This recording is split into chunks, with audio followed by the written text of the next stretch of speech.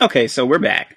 And if you remember in our last course, we were just figuring out how to use the shape tool. And essentially what we were doing was just, coming over here, creating a rectangle, creating a rounded rectangle, ellipse, polygon, star, and then a flare. All right. Now, here's what we're going to do. We're going to make a new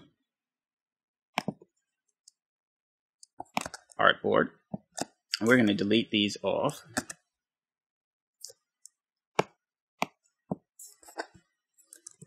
Let's zoom out. And we're going to start with each one that we already had. So let's start with a rectangle. Now note, these are more advanced techniques. So the rectangle, essentially, you can't do anything with that. All right? A rectangle is a rectangle. But what if you want a square?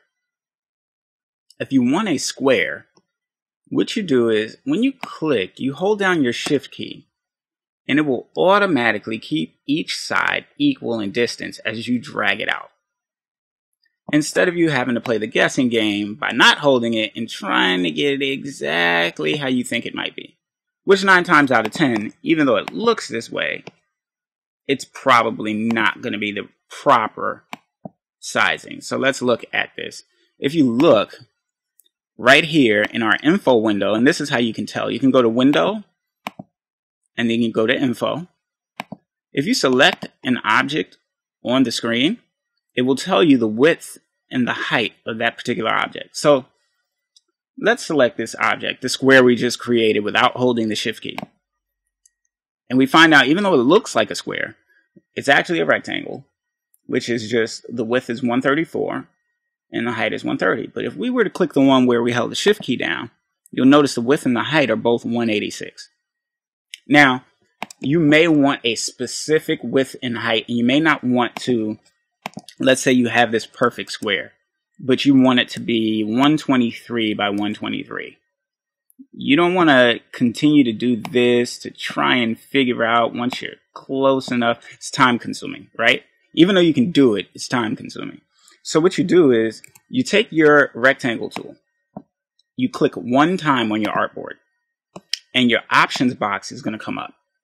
And you can individually type in your width and your height, or you can keep them proportionate to one another by clicking the link button on the right hand side. And what that does is it keeps the proportion of width and height the same. So if it's 134 over 130, then if you were to double it, you know it's going to be 268 over 260. So let's say we go to 268. You see this automatically changes to 260. It keeps those proportions no matter what it is that you're changing this to. Okay? Now, if you wanted it to be 123 by 123, you would go here. And then you would unlink, make sure this isn't clicked, and you can tell the difference by the little icons on the side. The link actually has a link in the middle. Without it, it looks like it's broken. And then you can change the bottom height to be the same as the width.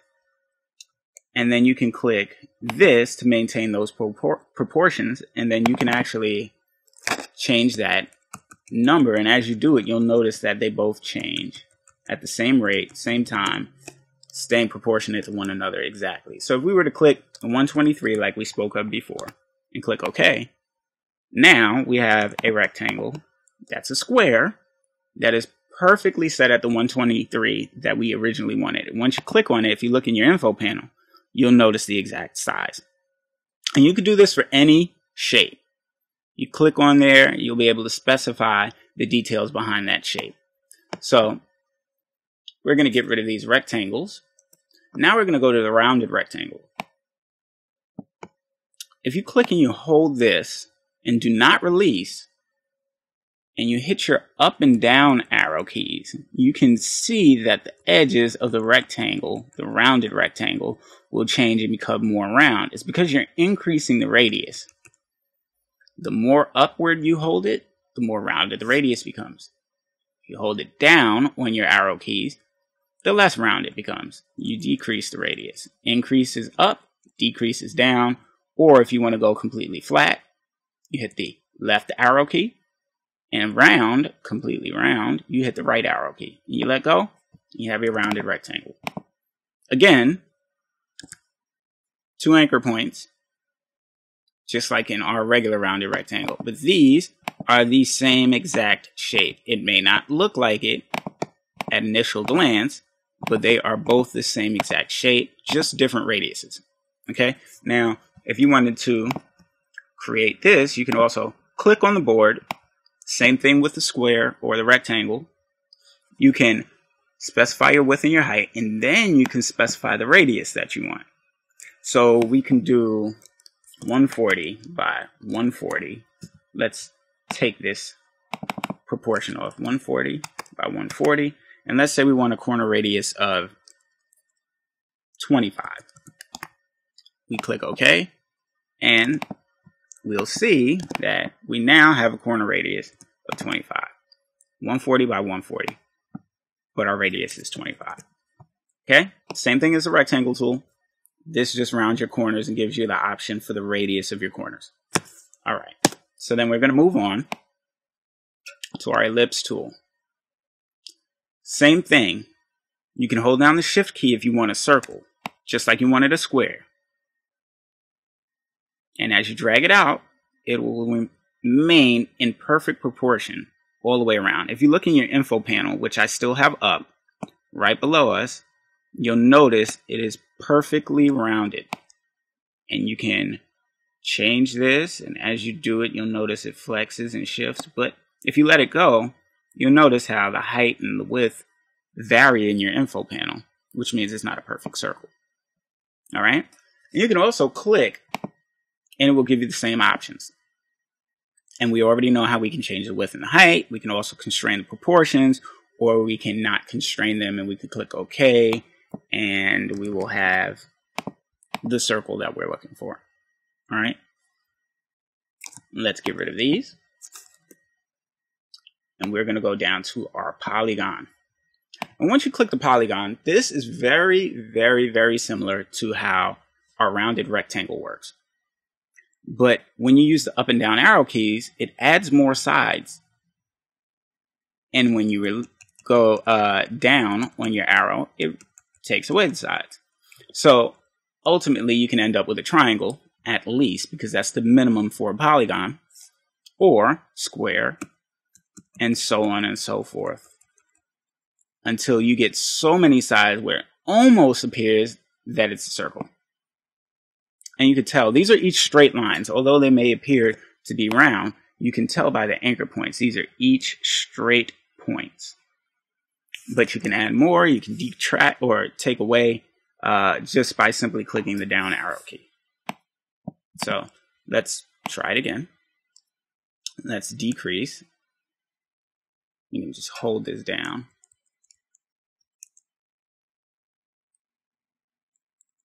Now, unlike the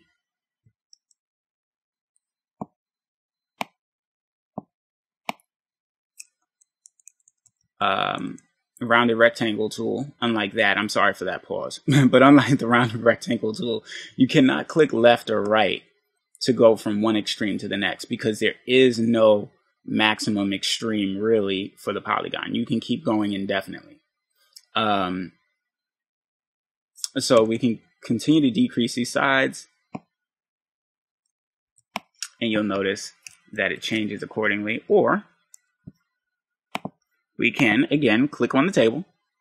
We can change the radius, which ultimately, you know, in any polygon, there is a complete perfect circle within that polygon. So that's what the radius represents.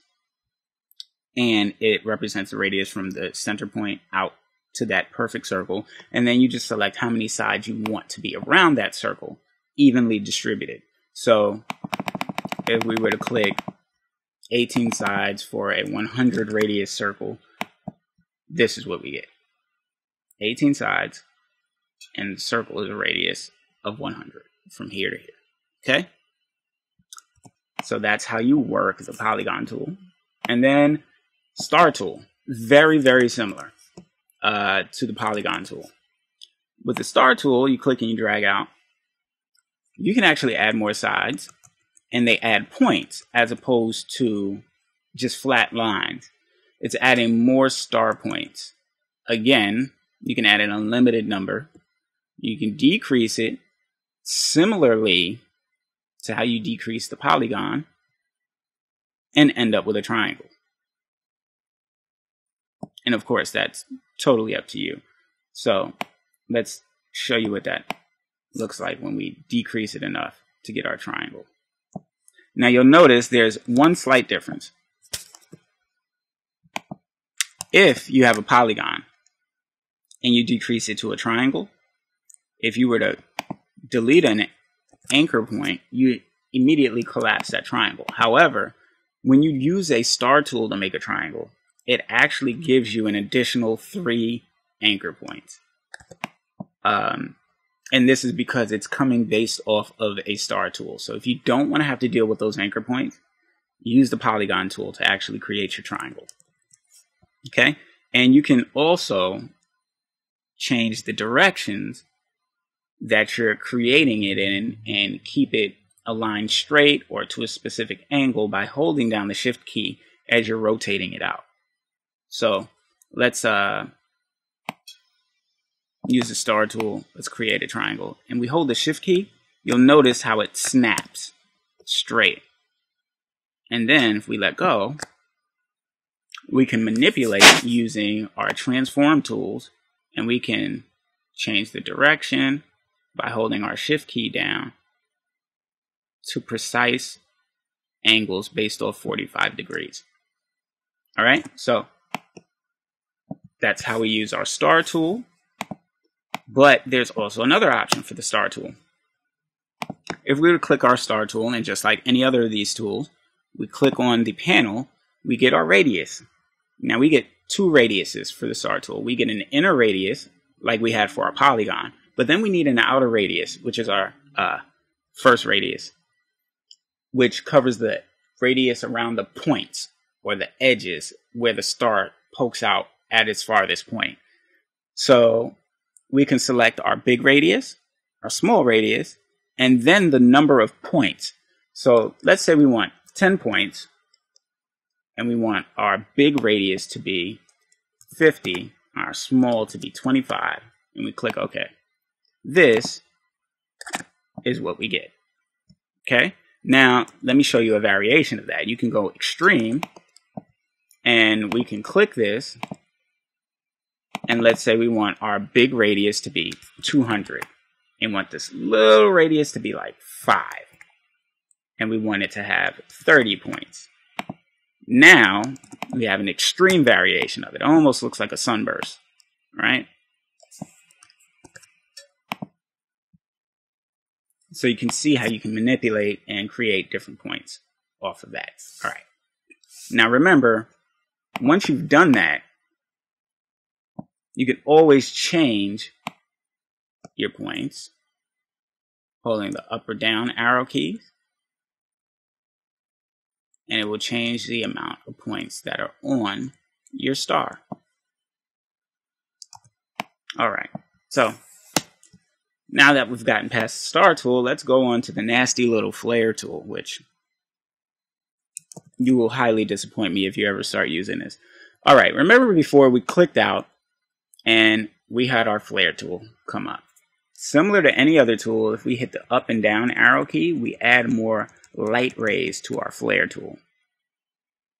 And you'll notice they'll continue to grow, and then you let it go, and we have more light bursts. Now, they may be hard to see at first, but if you were to click in and look, you'll notice that there are more rays. Now, there's also another option.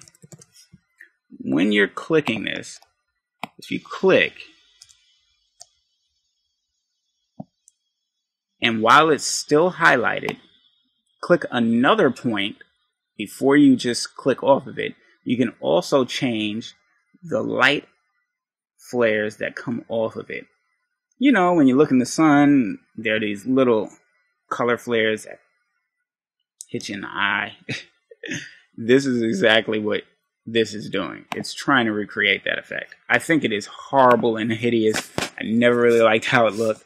You can always, you know, take this over something, and you'll notice that now that it's over the top of these, maybe you can change the color mode to, let's say, overlay or screen. change your opacity, and it will of course give you a different effect, but in essence it's ugly. Don't use it, but it's there in case you decide to become some super flashy professional in this. Now, if you were to do like your other tools and you click, you can change all of the options within. You can change the diameter, the opacity, brightness of it. You can change the halo's growth and fuzziness. You can change the rings, and you can change the rays. These are all things that you can change. You can change their directions, and you can preview it so that you can see it. You can also take these things off too. So you may not want the rings. You may want the rings. You may not want rays. You may want more rays. More rings. So on and so forth. But you can change it. And the more you actually change it, the more different this is going to look. So it just depends on what you want to do with it. I don't like it. I know you've heard me say that enough. I really don't like it. But that is how you create more of these advanced shapes in Adobe Illustrator. Now I'm going to do a third set. And in that third set, we're going to cover combination of shapes, or combining shapes, and deleting and subtracting from these shapes themselves. All right, so stay tuned for the next course, and we'll cover that there. All right.